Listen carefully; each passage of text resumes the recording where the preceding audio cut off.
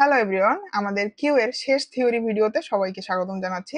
আমাদের only is empty এবং pick মেথডটা বাকি আছে।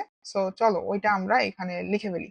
সো পিক মানে কি? আমাদের টপে, মানে আমাদের কিউ এর তো টপ হয় না, কিউ এর যে ফ্রন্ট, সেই ফ্রন্টে কে আছে ওইটা আমরা জাস্ট দেখতে চাচ্ছি।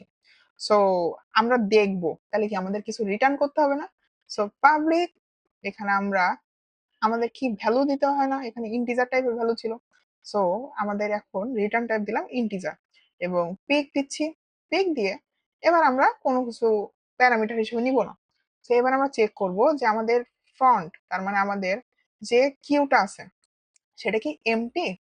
তাহলে রিটার্ন করব -1, তার মানে আমাদের কেউই নাই, ফ্রন্টে কেউই নাই। -1 যদি পাই তাহলে কেউই নাই। আর যদি তা না হয় তাহলে কি করব? এইখানে এসে এবার আমরা আমাদের যে ফ্রন্টের ভ্যালুটা ছিল সেটাকেই কি রিটার্ন করে দিতে পারি না? So this dot front dot value দিয়ে কিন্তু আমরা ওই ভ্যালুটাকে রিটার্ন করে দিচ্ছি। ঠিক আছে? ওকে, সো পিক মেথড কিভাবে ডেভেলপ করে ওইটা আমরা এখান থেকে দেখলাম। এবার is empty method. So public is empty মানে কি?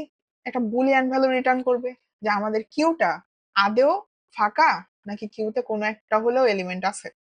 তাহলে কি বলতো, এই দিস ডট ফ্রন্ট যদি নাল হয় তাহলে কি ওইখান থেকে আমরা বলে দিতে পারতেছি না যে আমাদের এই মেথডটা দিয়ে আমরা এটা বলে দিতে পারছি না যে আমাদের কিউটা এমটি?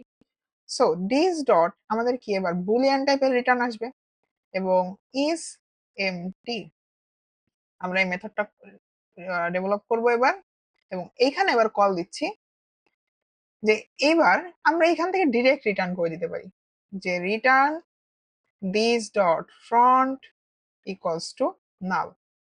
সো এই this dot front equals to যদি নালই হয় তাহলে কি হবে বলতো? এই লাইনটা দিয়ে যদি ট্রু আসে তার মানে আমাদের কিউটা এমটি। সো এইখান থেকে এটা ট্রু আসলে আমাদের ইজ এমটি রিটার্ন করবে কি ট্রু। ঠিক আছে, সো আমাদের এই এক লাইনে হয়ে যাচ্ছে। এবার দেখো আমরা এইখানে প্রত্যেকটা ক্ষেত্রে this dot front equals to নাল এটা কল করছি। আমরা যদি সামহাউ এই সব জায়গা এইগুলো না লিখে এই দিস ডট ইজ এমটি এই মেথডটা যদি কল করতাম তাহলে কি আমাদের ওই লাইনের চেকিংটা হয়ে যেত না বলতো? এই যে দিস ডট ইজ এমটি, দেন এখানে আমরা চেক করলাম, so this dot is MT. দেখো তো, এই প্রত্যেকটা লাইনে কিন্তু দিস ডট, মানে দিস ডট ইজ এমটি এই মেথডটা কিন্তু আমরা রিইউজ করতে পারতাম। ঠিক আছে, So এইখানে কিন্তু ডিরেক্টলি আমাদের এইখানকার যে রিটার্ন ভ্যালুটা মানে ফলস বা ট্রু সেটা কিন্তু আমাদের এখান থেকে রিটার্ন করে দিবে। ঠিক আছে, সো আমরা কোড রিউজ করা শিখলাম এখান থেকে। সো এইখানে যদি আমি আরেকবার একটু কল দিয়ে দেখতে চাই যে আমাদের কিউ ওয়ান ডট, আমি যদি এইখানেই তোমাদেরকে দেখাই যে Q one dot is empty, এটা যদি কল দিই তাহলে কি ট্রু আসবে না ফলস আসবে? আমাদের তো 3 এবং 4 এখনো থাকবে ডিকিউ হয়ে যাওয়ার পরেও, রাইট? সো ইজ এমটি কিন্তু আমাদের ফলস আসবে, আমরা ওটা দেখবো। এবং পিক মেথড যদি দেখতে চাই আমরা এখানে কিউ ওয়ান ডট পিক এই জিনিসটা দেখতেছি। সো যদি আমরা দেখি ভ্যালু কত আসবে, এখন আমাদের দুটো ভ্যালু ডিকিউ হয়েছে, তার মানে আমাদের 1 এবং 2 বেড়ে গেছে। তার মানে আমাদের পিকে বা টপে কে আছে বা ফ্রন্টে কে আছে? আমাদের ফ্রন্টে কিন্তু এখন আছে 3, রাইট?